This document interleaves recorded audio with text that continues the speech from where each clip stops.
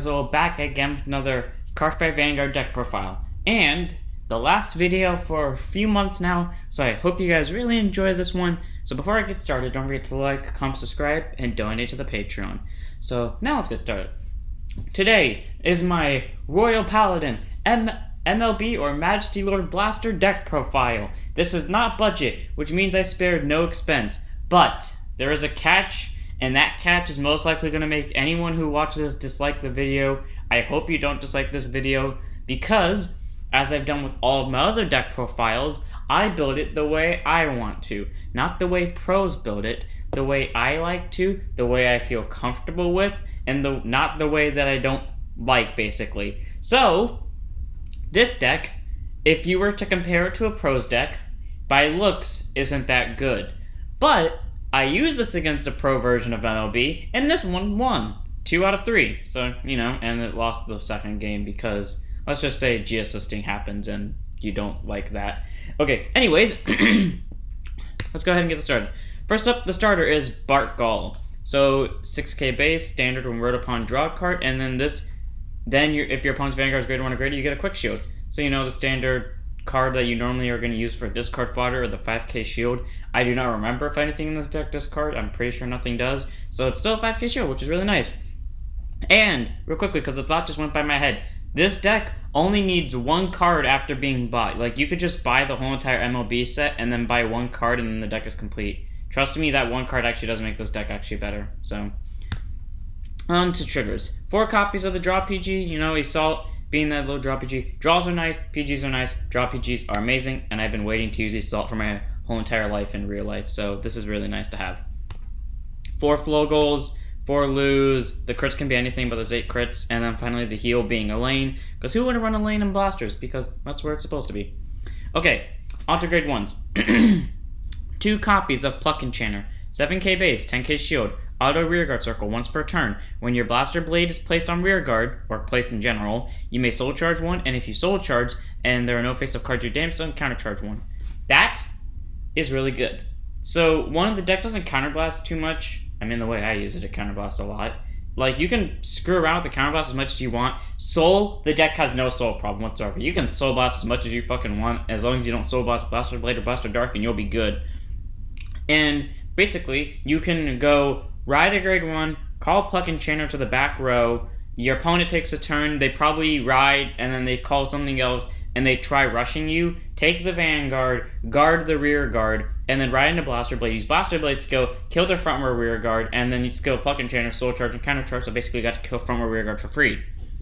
And it's like a nice little combo if you want to punish your opponent for trying to rush you, and it's just fun. And then the counter charge is helpful if you actually need it, which you most likely will if you play anything like me, where you'll just counterblast the heck out of everything. Next up, 4 copies of Knight of Harp Tristan.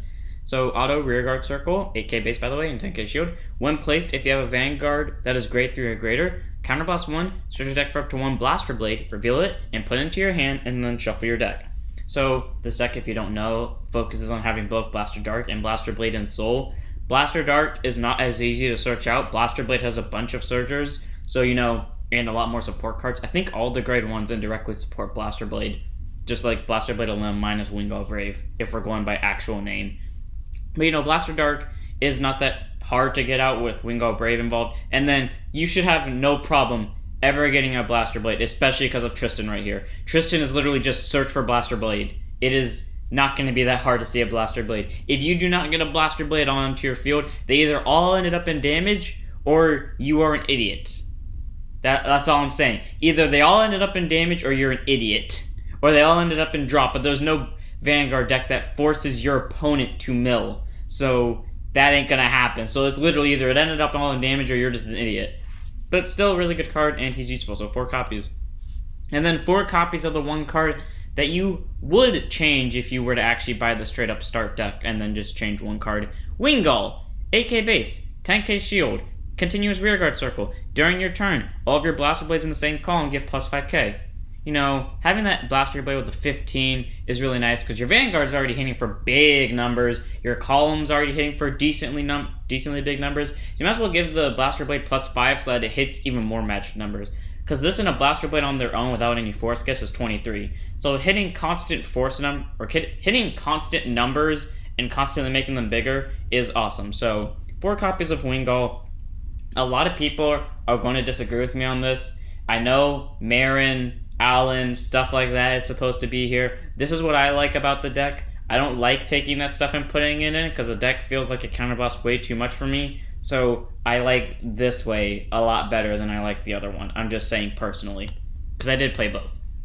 And now on to Wingal Brave. This one no one will disagree with me on because Wingal Brave is that damn useful. So 8k base, 10k shield, 4 copies. And if you don't know what it does and why it's at 4 copies, auto Vanguard or Rearguard. When it attack or the attack it boosted hits a Vanguard, look at top 7 and reveal it to 1 blaster, any blaster you want. It could be Blaster Javelin if you decided to run those in this deck, Blaster Dagger, Blaster Rapier, Blaster Arrow, Blaster Blade, Blaster Dark or MLB, etc. And you can put it into your hand and then shuffle the rest back into deck. So that's really good, you just get to search top 7 for anything that has Blaster in its card name. Getting to search, mainly, what I like to do is I like to search for Blaster Dark, because Blaster Blade has enough fucking searching power. If I have a Blaster Dark in hand, I'm not going to search for one. If I see a Blaster Blade, I'm going to add it. Normally, I'll add MLB. If I already have an MLB, or if I have a searcher for MLB, I'll get Blaster Dark. If I already have Blaster Dark, then I'll get Blaster Blade, because Blaster Blade has enough fucking search support. But if I don't have Blaster Blade, but I have something that searches it, I'll get either Blaster Dark or MLB, because there's no point. And, it's just that good, and it can be spammed. And unlike the previous card that is similar, which is Wingal Youth, if you remember from G, it did a similar thing, except it goes to Soul if you saw something. This doesn't go to Soul, so it can be spammed multiple times. I remember that I played Mondel in a test battle. Let's just say my opening hand was a grade 3 and 4 Wingal Braves. Let's just say I got immediately ungrade locked from doing that, and all Wingal Braves happened to go off at the same time. So, logic is irrelevant when luck is involved. So, 4 copies of Wingal Brave. Amazing card, and everyone will agree with me on that, at the very least. Okay, on to grade 2s, and technically orders for this one. 3 copies of When Light and Darkness Intersect. I count this as a grade 2. If you count this as an order, it is an order. If you do your deck profiles, definitely you do you, I do me, and we don't do each other. So anyways, an order can only be used once per turn. Resolve one of the effects below and shuffle your deck. If a Blaster Blade's on your Vanguard or Rearguard, search your deck for up to 1 Blaster Dark and reveal it and add it to your hand. If Blaster Dark's on your Rearguard or Vanguard, you add Blaster Blade from your deck to your hand and you shuffle your deck. And then you reveal it. And if Blaster Blade and Blaster Dark are on your Vanguard or Rearguard, search your deck for up to 1 MLB, reveal it, and put it into your hand. So, that's really good. It's just either Blaster Blade's on the field and you need Blaster Dark and you just get a free search for it. It's either Blaster Dark's on your field and you just need a free Blaster Blade. Or you have both and you're missing MLB. So you know what? Let's just get that MLB right there. It is the best card. I would put this at 4. I would. This is the one thing that I might actually debate on changing. But the thing is, that would cost $80. I am not willing to pay $80, or from what I've been told it costs $80, and I'm not willing to pay $80 to buy another copy of an order that's already good at 3, considering there's enough searching as is. This is mainly here to search MLB, if anything, or Blaster Blade or Blaster Dark if needed. But still, really good card, 3 copies. Next up, 4 copies of Star called Trumpeter. So, auto Vanguard or Rearguard, 10k base by the way. When placed, Counterblast 1 and Soul Blast 1. Return a card with Blaster in its card name and a When Light and Darkness Intersects, this thing, from your drop into your hand.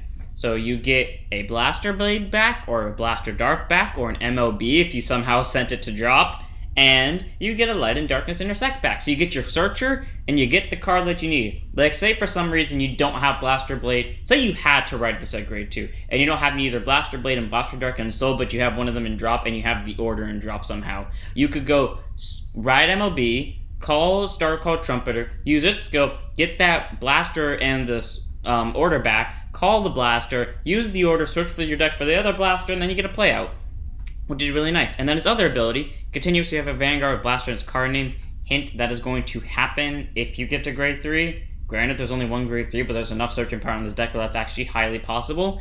If you have a Vanguard Blaster in its card name, this unit gets boost. So it's a 10k booster, which is really nice. And then most of the time, your rear guards are going to go into Soul. So like if you have to throw this thing away, it's not really a minus, because you're going to get a force gift out of it anyways, and that's literally the same thing as this.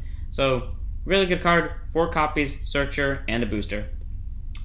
Now on to Blaster Dark. Frankly, the more important, between me and you guys, Blaster Dark, in my personal opinion, is better than Blaster Blade, but the reason why Blaster Blade is closer to MLB than Blaster Dark is because of plot armor and Aichi and Royals is fucking Bushiroad's baby, and this is technically a Shadow Paladin. So, auto Vanguard or Rearguard, when placed, counterblast 1, your opponent chooses one of his or her rearguards and retires it. So already, like, they have to get rid of something of importance. If they put something unimportant on their field just to fuck with this, which I will do, I one time called it trigger just for the sake of saying, fuck you, Blaster Dark. I am not joking. I genuinely did that, and I do not regret that decision till this day. But, anyways, it's really good. It can make your opponent get rid of a rearguard. Granted, it's of their choice, but still. And then active Vanguard Circle once per turn. If your opponent has no rearguards, discard a card from your hand, and it gets +1 drive.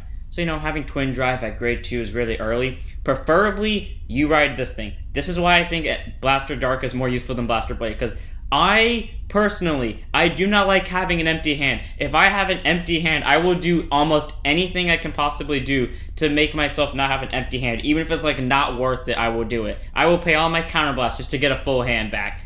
Or just one card, because I prefer to have a full hand, or even one card over 0, which is why when I play Yu-Gi-Oh! I never play Infernities, because I hate Infernities. It's not my type of deck, because I dislike having 0 hand cards. It bothers me immensely. And then it has another ability, which was added when it was included in the MLB set. Continuous, this unit's a Royal. So now you can use this in Royal Paladin. So to all those people who say that this shouldn't be in the deck because it's a Shadow Paladin, screw you, it literally says right here it's a Royal Paladin. So, really good card, can get you Twin Drive, can kill a rearguard, and it's also a Royal, so it fits the cost of actually being in this deck. 4 copies. Also, it's needed for MLB. And then Blaster Blade, the last card before MLB, and also needed for MLB. So, 10k base, 5k shield, continuous Vanguard Circle. If you have 4 more rearguards, this unit gets a crit. I do like this ability. It can be useful for rushing. When I got my Arc Saver deck, the one I did a deck profile on a long time ago, I spammed this ability to its fullest extent because I was so ballsy with the Blaster Dagger spamming that I could actually pull it off. But, yeah. Nice, extra critical. It doesn't involve you committing hand if you don't, if you're calling Wingal Braves, I can see you doing it. But I don't normally like to commit hand, as I've said before, I hate having an empty hand. So I'm less likely to use this over Blaster Dark, but who knows. Sometimes I'll use this if I actually have to. And then Auto Vanguard or Rearguard, when placed, Counterblast 1 and Soul Blast 1, choose one of your opponent's rearguards in the front row and kill it.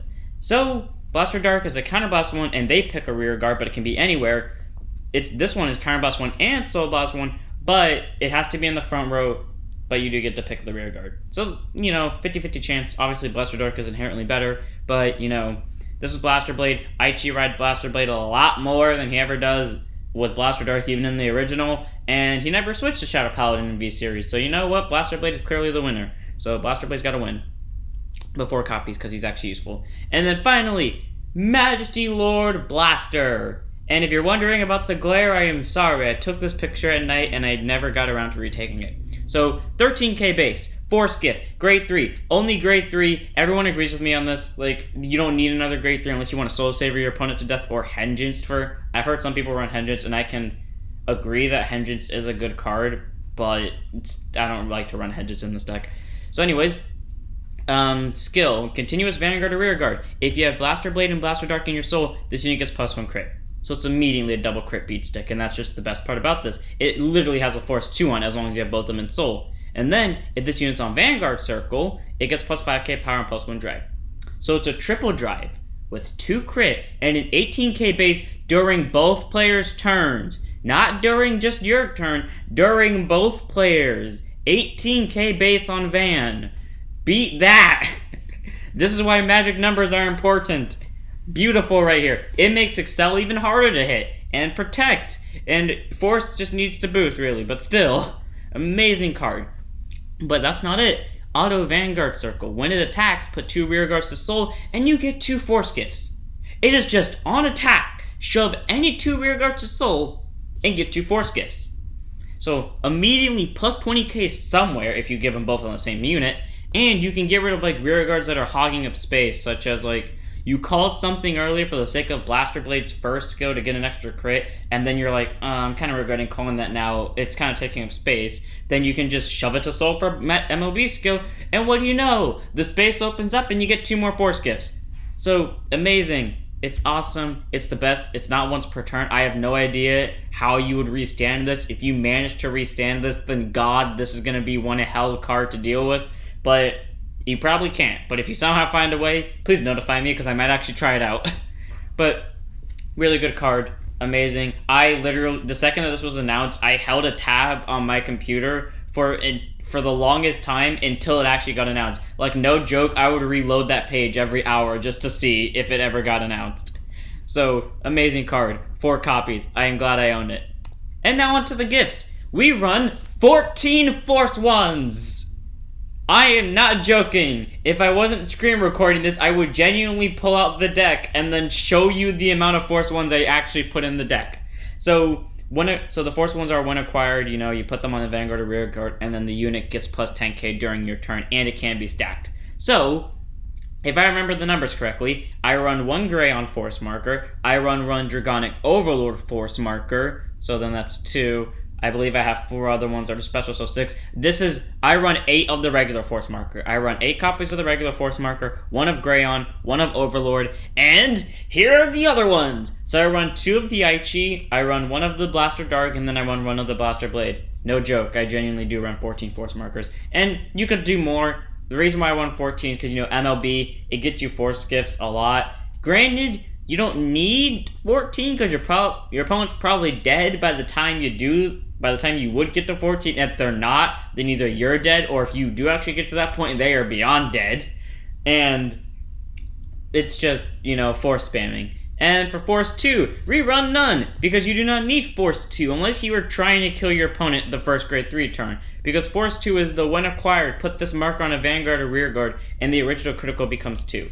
Okay, that is not worth it at all, because MLB is already a plus 2 crit. If your whole front row is MLB, this doesn't matter. And then, the thing is though, because you would constantly be able to get Force Markers, you would be out of, there would be no point in getting more Force Markers by the time of the first grade 3 turn. So unless you're trying to kill your opponent then, but that takes Blaster Blade setup and then having 3 MLBs in your hand to begin with for this to actually work, it would not be worth it, and even then, your columns would be at low numbers, so they could just easily block.